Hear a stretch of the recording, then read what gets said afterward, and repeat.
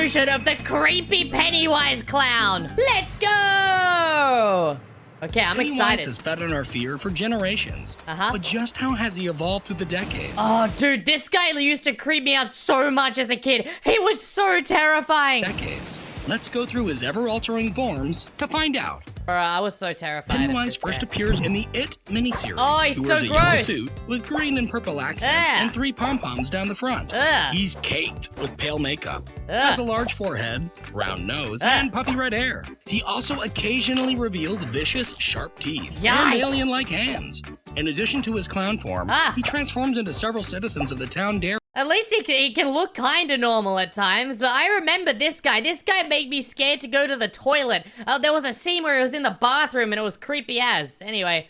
In addition to his clown form, he transforms into several citizens of the town Derry, and notably, a swampy skeleton, a creepy mummy, and a werewolf to spook his prey. Bro, the werewolf isn't really that scary. Like, that seems like a werewolf to an average guy you'd run into in the mall. Just with a lot of hair on his body. Prey. But he's warded off when sprayed with an inhaler and hit with. Imagine being beaten by kids. Sorry for pausing a lot, but I just want to point out, imagine the kids beating him. An earring, squeezing down a drain to escape. Wait, did they say 30 earring? years later, Pennywise is all healed up and adds more Derry personas to his repertoire. His transformations also include an old lady that rots, a blue zombified bully, a Rottweiler clown, Bro, what? Stan's head in the fridge, and even a plate of freaky fortune cookies. Bro, he turned into a plate of fortune cookies? Is this guy actually that scary? Doesn't seem to be that bad. Eventually, he reveals a giant spider form with a glowing belly. Okay, that's but terrifying. he's once again hit with an earring, An then pushed earring? over, and has his heart torn out. What? The Indian TV series features a new Hold on, he gets hit by an earring? Excuse me, He's why? once again hit with an earring, Why? then pushed over, and has his heart torn out. Is this guy just,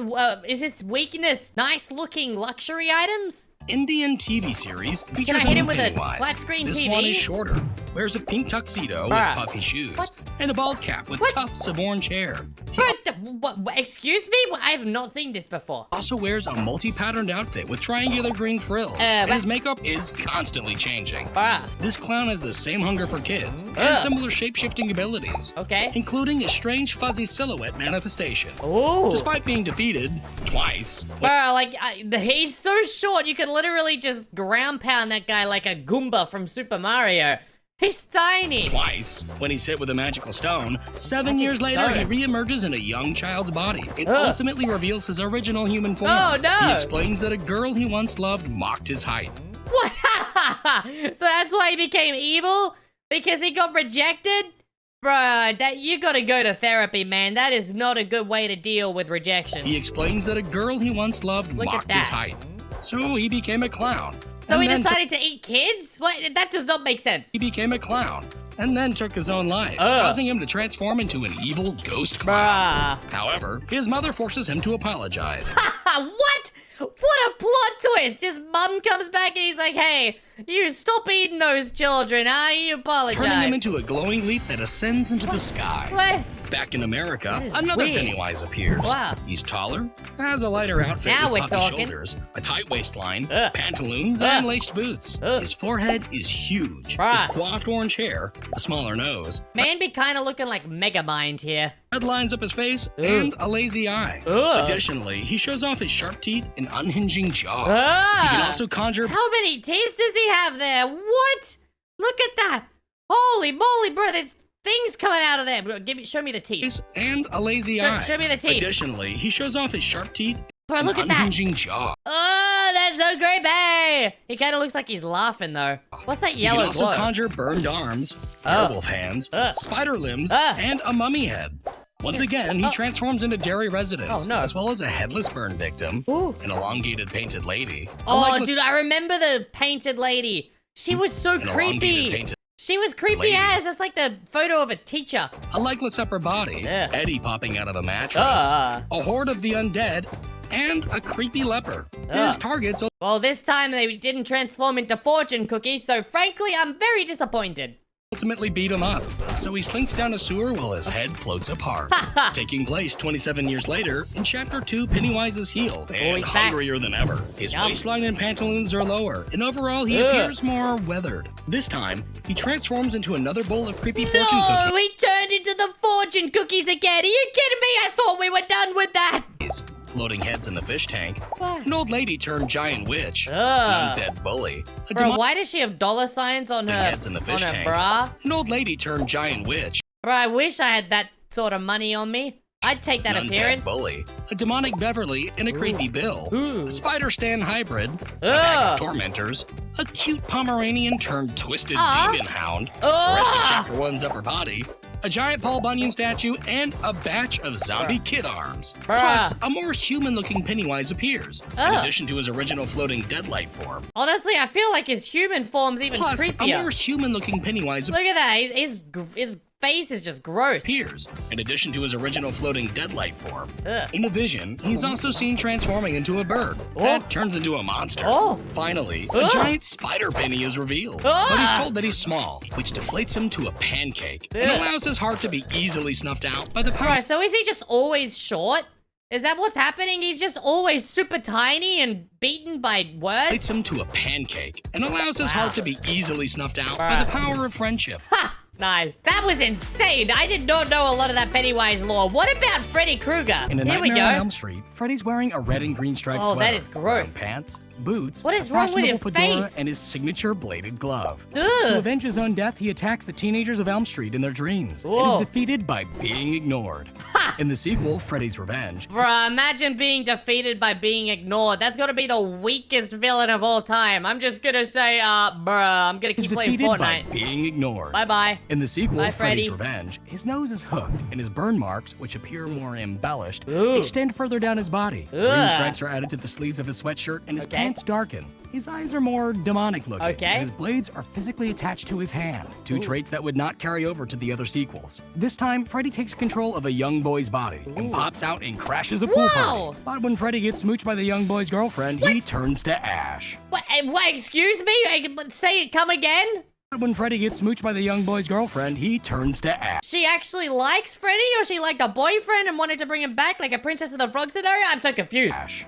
In The Dream Warriors, Freddy's look is consistent with the previous film, but he's shown shirtless for the first time, revealing a chest of screaming souls. He gets beat up by dysfunctional kids in the dream world, and is finally defeated when his human remains get laid to rest. The Dream Master resurrects Freddy with the power of dog pee. Oh my goodness, guys. Freddy's gonna be the easiest guy to beat in all of villain history. Just ignore him, kiss him, or literally punch him, and then he's back by dog pee? Of dog pee. What? He's the same Freddy, but his glove is slightly updated in color. Freddy neutralizes the kids from the last film, and this time he bursts when shown his own reflection. Yeah. Freddy is rebirthed. That time again, this time you just show him his own reflection. Like there's no, you need to get an ancient artifact that has the power of God to take him out. No, just show him a mirror. Freddy is rebirthed in the Dream Child and grows quickly into an older, saggier version of himself. Is he gonna be beaten by homework this time? He trains a young apprentice in the dream world, who unfortunately turns on him. And Freddy is absorbed by his mother. Freddy's Dead, the final nightmare, takes us through Freddy's upbringing as a child, then teenager, and finally as a middle-aged serial killer. He looks like... He's burned to death. You know who he looks like? He looks like Vladimir Putin. He literally looks like Putin! Serial killer. He's burned to death, but manages to gain dream demon powers. Physically, Freddy retains the larger burn marks, but isn't quite as saggy. He faces off against his daughter, who blows him up once and for all. Daughter with a Wes pipe Craven's bomb? new nightmare establishes the previous Freddy as a made-up movie character and introduces a taller, pale-eyed Freddy demon. This one wears a green hat, trench coat, leather pants, tall boots, a striped turtleneck, and an organic bladed hand. That looks He weird. attacks the star from the first film, but gets cooked in an oven. In Freddy vs. Jason, we're taken back to the original timeline and shown another version of human Freddy pre-burn. This Freddy's burn marks are darker.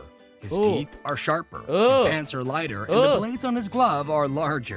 He raises Jason Voorhees to do his bidding. He gets jealous of his kill count and faces off against him instead. That looks awesome. The franchise would be rehashed, or rebooted in 2010 with a shorter and more realistically burned Freddy Krueger, while creepier looking. Bro, he's shorter this time? Is that what I just heard? My man's shorter? They're giving him the Pennywise with treatment. A shorter and more realistically burned. Yeah, he's shorter again.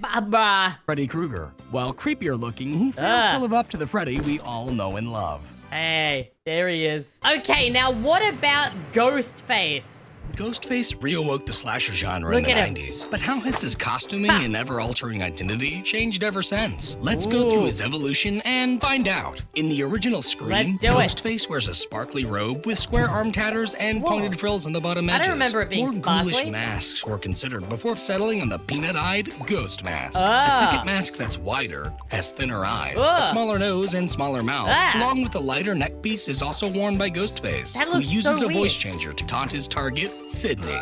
Okay. As victims gradually get picked off, Sydney ultimately faces her tormentor, who reveals himself to be her boyfriend, Billy Loomis, and his peer-pressured friend, Stu. They explain that her philandering mother broke up Billy's parents, so they took her out and planned to finish Sydney off too. But Stu gets the TV tossed on him, and Billy is taken out by multiple shots. Look, okay, that one makes more sense than, like, you know, just being shown his mirror reflection. And this one's even a more realistic killer. In Scream 2, a copycat appears. He has more circular arm tatters, squared off rips on the bottom hem, and a more pronounced neckline. His mask has a less curved right eye, a creased mouth, and more pronounced cheeks. The attention to detail he also on wears this a is amazing. secondary mask featuring squinty eyes and a larger mouth. Wow. And at one point, he changes into civilian clothing in an ancient Greek-style robe. What? The copycat eliminates Sydney's college classmates and reveals himself to be both her crazy acquaintance Mickey and Billy Loomis's revenge-seeking mother. What? While Mrs. Loomis decommissions her partner,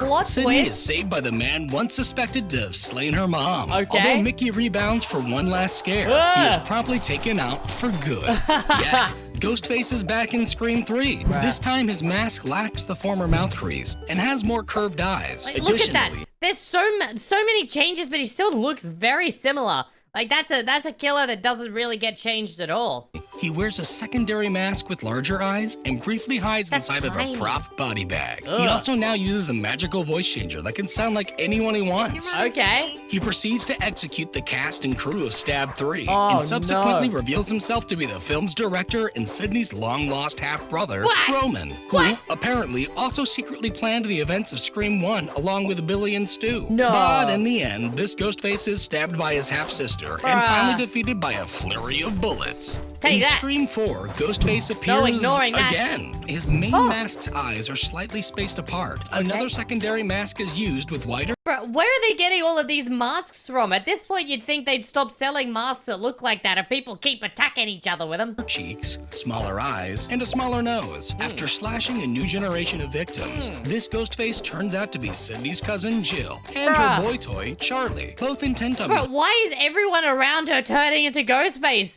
She's the culprit. I wouldn't be surprised if she was a Ghostface at one point. Becoming the famous survivors of their attacks. Wow. However, Jill betrays Charlie in order to become the sole victim, but she's later defibrillated and then shot down. In the MTV series, Ghostface dons a rain poncho and a mask that's more human-shaped with uneven eyes, discoloration, and golden straps on the edges. He's also now referred to as the Lakewood Slasher. He terrorizes final girl Emma and her friends, and eventually confesses to being her secret half-sister, Piper, who is shot and falls in a lake. Emma's boyfriend and Piper's secret lover becomes the new Lakewood Slasher in Season 2, but he gets caught and put in jail before being silenced by a third Lakewood Slasher. How many of them are there? Because in Season 3, the original Ghostface returns. This time, the robe is unsparkled, has a floppier hood, loose sleeves, and no open neckline, while his mask is shinier and features a more prevalent jawline. He harasses football-loving Dion before revealing himself to be his half-brother Jamal, who holds a grudge at Dion for stealing their departed brother's identity. But Jamal is soon betrayed by a second Ghostface, their goth friend Beth, who apparently just likes horror movies, and that makes her evil. However, she's pushed through a glass roof and miraculously survives before finally being shot down. How does she win? Outside of the original Scream series, a Ghostface parody also appears as the emotive villain in... Bro, I just want to say, I like scary movies, but if I wouldn't even be able to, like, grab an axe. Like, if I see a speck of blood, I start to faint. Outside of the original Scream series, a Ghostface parody also appears as the emotive villain in Scary Movie, causing confusion among casual movie fans who still mistake the two franchises for one another. Another parody, Shriek If You Know What I Did Last Friday the 13th, features a Jason Voorhees-like villain that accidentally melts his hockey mask into a lumpy Ghostface appearance. And in Jay and Silent Bob Strike Back, a wide-cheeked Ghostface appears, but turns out out to be an orangutan on the set of the then make-believe Scream 4. Huh? Oh, and just for fun, you can also play as Ghostface, sporting a more tactical-looking coat with floating straps, in Dead by Daylight. Whoa. He comes in a variety of different color variations, including a devil version. Wow. But as far as we're concerned, nothing beats a classic. Yeah. Guys, that was insane. Smash like and subscribe if you love this, and I'll catch you in the next video. Blocky!